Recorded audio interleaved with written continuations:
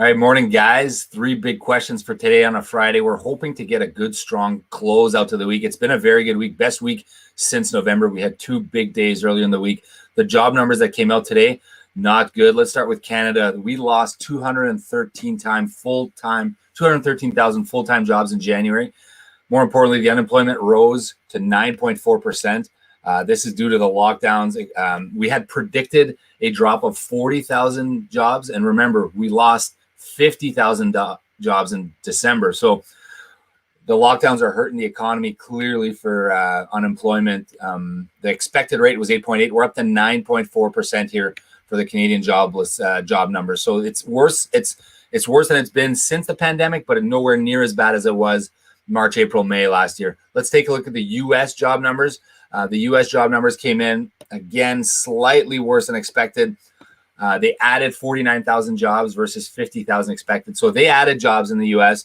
Overall, you know what? The unemployment rate's at 6.3% there relative to our 9.4. But remember, their participation rate is different, slightly different than ours.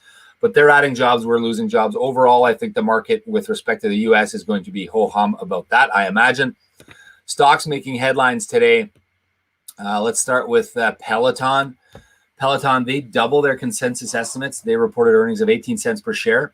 The revenue came in above estimates as well. Not only that, they increased their guidance for next year. However, the stock is getting crushed in pre-market. I imagine it's because they had shipping delays, and clearly they said they would work out their problems, but the market doesn't like to see that, obviously.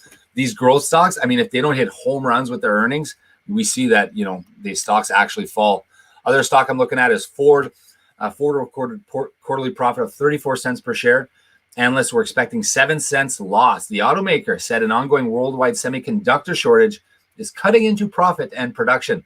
The shares are up quite a bit in pre-market trading. There could be opening right around $12.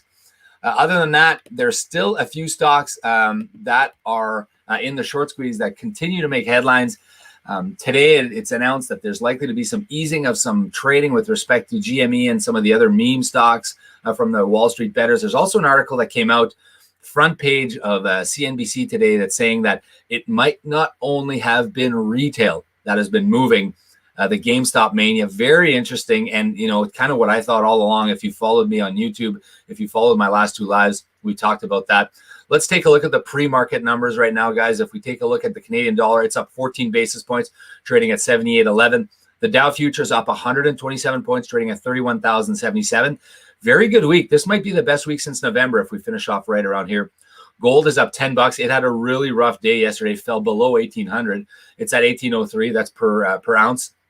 Oil is up 42 cents, trading at 56.65. That is a new high for, I don't know if it's 6 months or 8 months, but it's been rocking and rolling lately, guys. Thanks. Have a great weekend.